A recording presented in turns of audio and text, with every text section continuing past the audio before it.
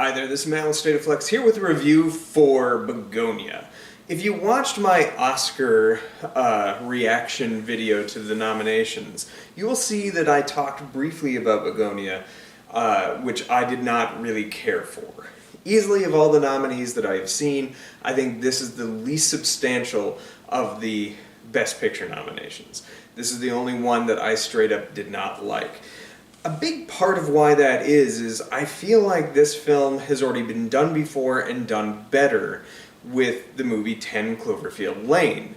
So this is going to get into spoilers, so if you do not want to know the secrets of Bugonia, this is the time to hop off. Just know I didn't like it. I give it 2 out of 4 stars. I don't think it's worth your time, though Jesse Plemons gives a great performance. That's my review. Moving forward, we're going to get into the spoiler territory, so spoilers in 3, 2, 1. This movie even has the same ending of 10 Cloverfield Lane, which is the only negative I have to say about that film.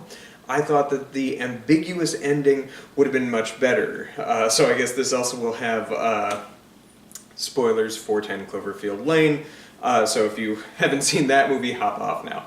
Anyway, the end of that film has this girl who's been kidnapped who is stuck in a basement with a person who's convinced that there are aliens above, and he's trying just merely to protect her. She rises up, and that's where I felt like the film should have stopped. Cut to black. You can even have her reach the surface and look out briefly at the world surrounding her, and then cut to still leave it slightly ambiguous, but it turns out that yes, in fact, the crazy person in the basement, the conspiracy theorist, was right all along.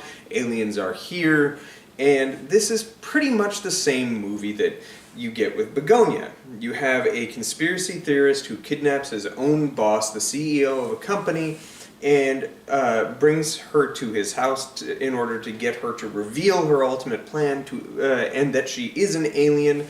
And eventually, it is revealed that that is the case. Now, the performances in this film are quite strong. I think Emma Stone is good. Jesse Plemons is great. Noticeably missing from the Oscar nominations was Jesse Plemons' amazing performance. I would have swapped him out with most of the people on that list, shy of Michael B. Jordan, who I thought gave an extraordinary performance. I really like Leonardo DiCaprio. The boys won before, so I probably would have swapped him out with a Jesse Plemons.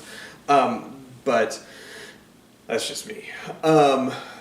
The film has a lot of score, too. Like, it has the most score.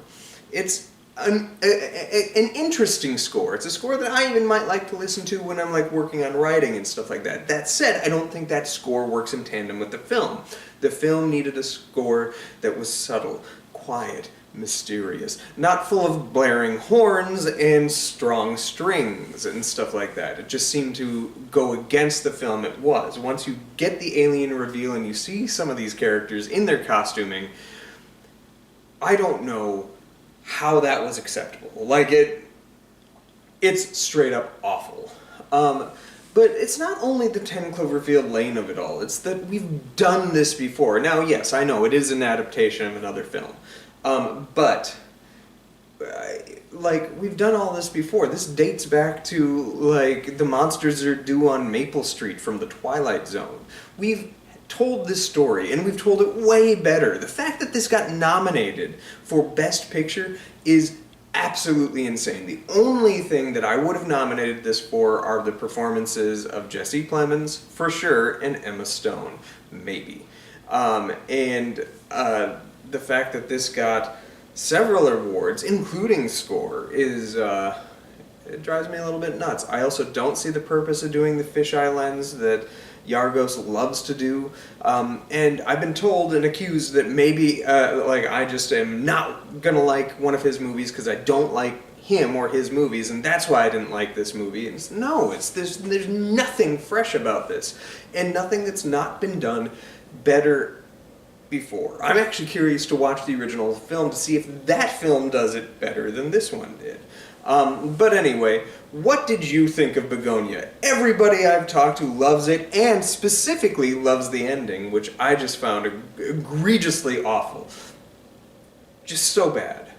The moment I would have stopped the film is when Emma Stone asks if Jesse Plemons is still alive, and then starts unhooking herself from the medical equipment in the EMT vehicle. That, to me, was the logical ending point. Everything that came afterwards was absolutely not gravy. That said, I didn't really get into the positives of this film. I do think that the biggest positive this film has is the first act is pretty weak. You know how I feel about the last act. I do think the middle of the movie is strong, to the point where I thought I was actually watching Yorgos' best film. And all the dinner room conversations, all the stuff that happens in the basement, that is fantastic. Really great acting, compelling screenplay even in those parts.